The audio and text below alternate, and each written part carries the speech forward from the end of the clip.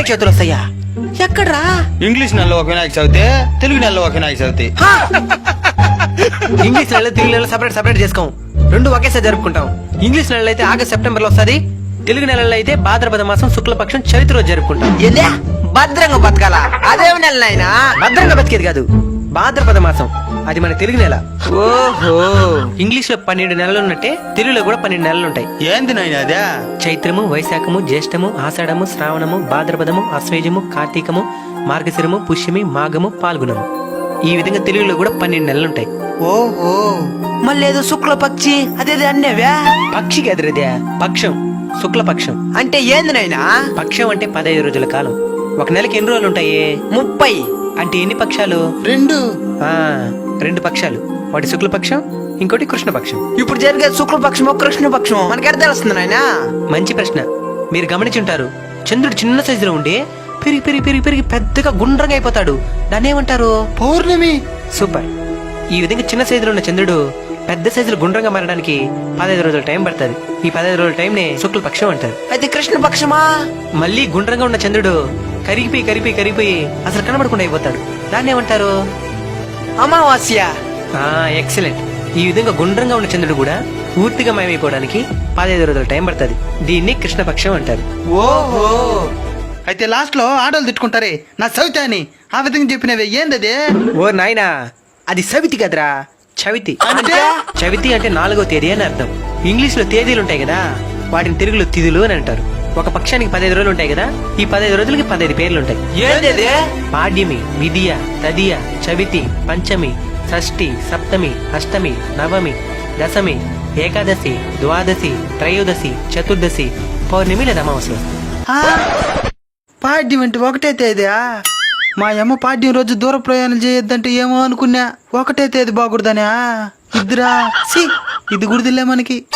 శుక్లపక్షంలో వచ్చే తిథుల్ని శుద్ధ తిథులని, కృష్ణపక్షంలో వచ్చే తిథుల్ని బహుళ తిథులని అంటారు. ఇప్పుడు చెప్పండి, వినాయక చవితి ఎప్పుడు వస్తుంది?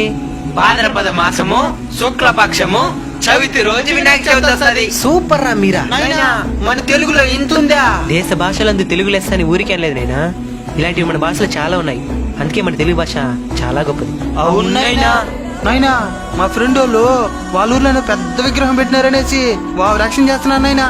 ఎంత పెద్ద విగ్రహం పెడితే అంత గొప్ప.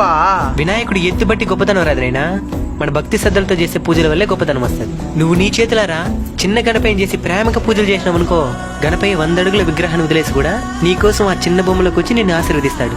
గణపయ్య పుట్టినరోజు గణపయ్యకి పూజలు చేయడం కంటే కూడా ఆపదలో ఉండే వాళ్ళకి సహాయం చేసినాం అనుకో, గణపయ్య చాలా సంతోషిస్తాడు. అందుకే కదా మనం అన్నదానం చేస్తున్నావా? పాయింట్ పెట్టేను. నైనా, ప్లాస్టిక్ తో చేసిన ప్యారిస్ బొమ్మను ఉపయోగించకూడదన్నా?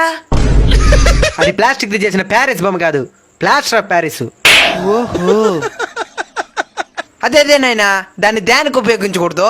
అది ప్లాస్టిక్ లాగా భూమిలో తొందరగా కలవదు నైనా. నీళ్ళలో వేసినావు అనుకో, నీళ్ళలో ఉండే జీవరాశులకంతా హాని కలిగిస్తుంది. అందుకని ప్లాస్టర్ ఆఫ్ ప్యారిస్ చేసిన బొమ్మలు ఉపయోగించకూడదు, మట్టి గణపైనే ఉపయోగించాలి. కానీ ప్లాస్టర్ ఆఫ్ ప్యారిస్ బొమ్మలు చేసే కొన్ని వేల కుటుంబాలు జీవనోపాధిని కోల్పోతాయి. దాన్ని కూడా ఆలోచించాలి. అయితే గణపయ్య వల్ల ఇన్ని మంది బతుకుతున్నారా?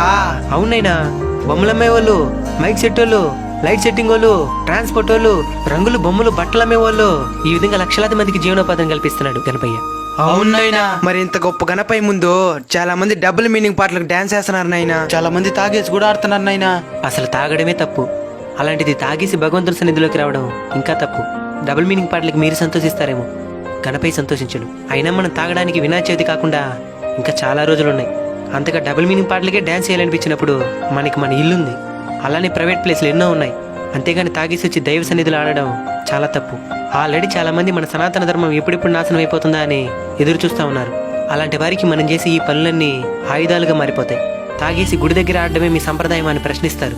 దానికి మన దగ్గర సమాధానం ఉండదు. మనం ఈ రోజు ఉంటాం, రేపు పోతాం. మన సనాతన ధర్మం వేల సంవత్సరాల చరిత్ర కలిగింది. దానికి ముప్పు కలిగించే పని మనం ఏ రోజు చేయకూడదు. అయినా ఇప్పుడు కాకపోతే వినాయక చవితి ఈ విధంగా జరుగుతూ ఉంది. కొన్నేళ్ల క్రితం వినాయక చవితి అంటే భక్తి శ్రద్ధలతో కూడిన పూజలు, భజనలు, అన్నదానాలు. మనకి నిజంగానే ఆడాలనిపిస్తే సినిమా పాటలోనే మంచి బీటున్న దేవుడి పాటలు ఎన్నో ఉన్నాయి. అట్నే డ్రమ్స్ మ్యూజిక్లు ఎన్నో యూట్యూబ్లో అవైలబుల్గా ఉన్నాయి. వాటికి ఆనందంగా గణపయ్య ముందే ఆడదాం. గణపయ్య ఆనందిస్తాడు, మనము ఆనందిస్తాం. అంతేగాని ఇలా తాగేసి వచ్చి ఆడటం, డబుల్ మీనింగ్ పాటలు చాలా తప్పు. దీనివల్ల భవిష్యత్తులో చాలా అనర్థాలను ఎదుర్కోవాల్సి వస్తుంది. కాబట్టి దయచేసి అర్థం చేసుకోండి.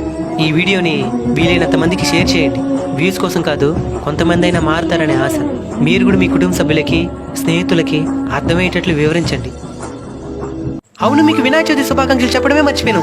అన్బీటబుల్ కల్చర్ కుటుంబ సభ్యులందరికీ వినాయక చవితి శుభాకాంక్షలు. మంచి ఇన్ఫర్మేషన్ వీడియో అందరికి షేర్ చేయండి. జై హింద్.